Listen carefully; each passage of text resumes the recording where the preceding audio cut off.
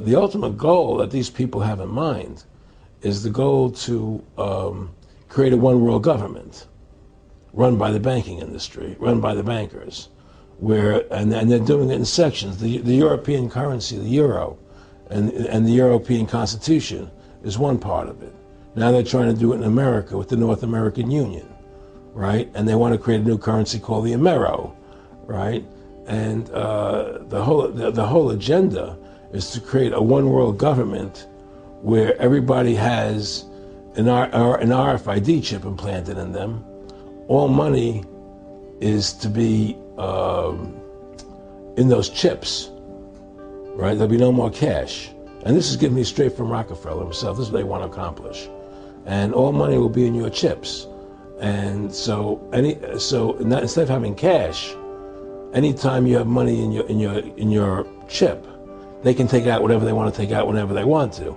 If they say you owe us this much money in taxes, they just deduct it out of your chip digitally. Total control. Total control. And if you're like me or you, and you're protesting what they're doing, they can just turn off your chip. And you have nothing. You can't buy food. You can't do anything. It's total control of the people. And that chip's connected to a database that has your purchasing records, what you do, what everything. you sell. Everything is in there, you know? And so they want a one world government controlled by them, everybody being chipped, all your money in those chips, and they control the chips, and they control people. And you become a slave. You become a serf to these people. That's their goal. That's their intentions. Eric, can you be specific about when you met Rockefeller, how it happened in these discussions? I met Rockefeller through a female attorney I knew who called me up one day and said, one of the Rockefellers would like to meet you. I had made a video called Mad as Hell, and he'd seen the video and wanted to meet me and knew I was running for governor of Nevada. So sure, I'd love to meet him. And I met him and I liked him, and he was a very, very smart man. And we used to talk and share ideas and thoughts. And he's the one who told me 11 months before 9/11 ever happened that there was going to be an event. Never told him what the event was going to be, but there was going to be an event. And out of that event, we were going to invade Afghanistan to run pipelines from the Caspian Sea. We were going to invade Iraq, you know, to take over the oil fields, establish a base in the Middle East, and make it all part of the New World Order. And we go after Chavez in Venezuela. And sure enough, later 9/11 happened, and I remember he was telling me how how you're gonna see soldiers looking in caves for people in Afghanistan and Pakistan and all these places, and there's gonna be this war on terror, which is no real enemy, and the whole thing is a giant hoax, you know, but it's a way for the government to take over the American people. He told you it was going to be a hoax. Oh yeah, oh yeah, there's no question. He says there's going to be war on terror, and he's just laughing. There's no, who are we fighting? I mean, why do you think 9/11 happened, and then nothing's happened since then? Do you think that our security is so great here that these people who pulled off 9/11, who were able to, can't knock down another plane? Come on, it's ridiculous. 9/11 was done by people in our own government and our own banking system to perpetuate the fear of the American people into subordinating themselves to anything the government wants them to do. That's what it's about, and to create this war, this endless war on terror. And that's why and that was the first lie. And the next lie was going into Iraq, you know, to get Saddam Hussein out with his weapons of mass destruction. That was the next lie. Now, specifically, this was a little over 6 years ago. This was 11 months before 9/11. Yeah. And Nick Rockefeller, who's a lawyer, he's become your friend over the previous years, and he's saying to you that there's going to be this big event, and then out of that we're going to have a war on terror, and it's just going to go on and on. Right, an endless war on terror without any real enemy. That you can never define a winner. And did he say that it's going to be perfect because you can't define an enemy? It just goes on and on? Yeah, because you can't define a winner. There's no one to beat, so it goes on and on forever.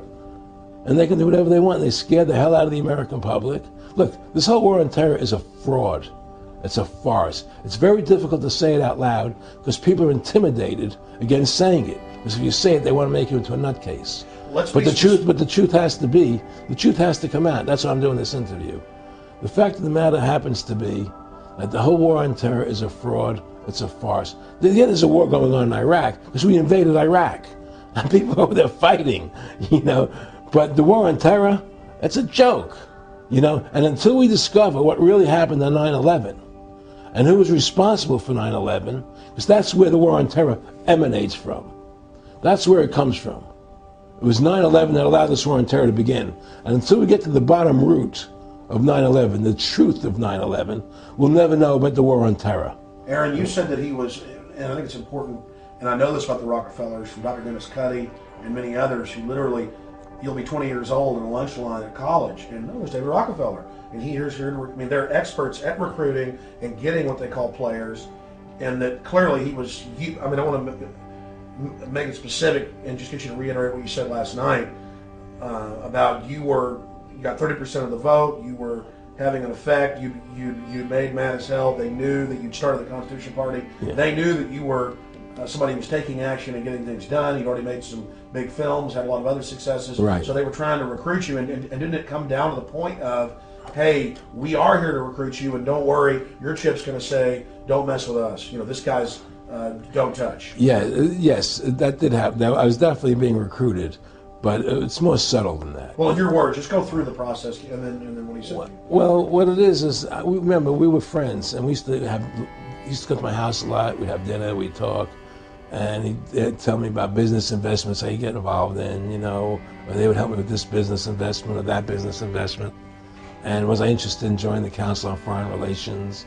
I would have to get a letter to join them, but was I interested in that? And, just stuff, leading you on. And I used to say to him that I never really did that because that wasn't where I was coming from. As much as I like you, Nick, your ways and my ways, we're on the opposite side of the fence. I don't believe in enslaving people, and he would come back with, oh, I do? Or? Well, it would be more like, It's better for them. Well, it's more like, how do I put it? It was like, what do you care about them? What do you care about those people? What difference does it make to you? Take care of your own life. Do the best you can for you and your family. What do the rest of the people mean to you? They don't mean anything to you. They're just serfs. They're just people. It was just a lack of caring, and that's just not who I was. It was just sort of like cold, it was just like cold, and I used to say to him, what's the point of all this? You have all the money in the world you need. You have all the power you need. What's the point? What's the end goal? And he said the end goal is to get everybody chipped, to control the whole society, to have the bankers, the elite people, the bankers and some governor controlling the world. And I said, do all the people in the Council on Foreign Relations believe this way you do? He said, no. Most of them believe they're doing the right thing. A lot of them believe it's better off being socialistic. We have to convince people that socialism is really capitalism. Because America's becoming a socialist country. It's a communist country today. Well, one of the things they told me was that he was at the house one night, and we were talking, and he started laughing. He said, Aaron, what do you think women's liberation was about? And I said, I had pretty conventional thinking about it at that point. I said, I think it's about women having the right to work, getting equal pay with men, just like they won the right to vote, And he started to laugh. He said, you're an idiot. And I said, why am I an idiot? He said, let me tell you what that was about. We, the Rockefellers, funded that. We funded women's lib, And we're the ones who got all over the newspapers and television, the Rockefeller Foundation. He says, and you want to know why? He says, there were two primary reasons. And one reason was we couldn't tax half the population before women's lib. And the second reason was, now we get the kids in school at an early age. We can indoctrinate the kids how to think. It breaks up their family. The kids start looking at the state as the family, as the school, as the officials, as their family, not as the parents teaching them. And so those are the two primary reasons for women's lib, which I thought up to that point was a noble thing. You know, when I saw their intentions behind it, where they were coming from when they created it, the thought of it, I saw the evil behind what I thought was a noble adventure.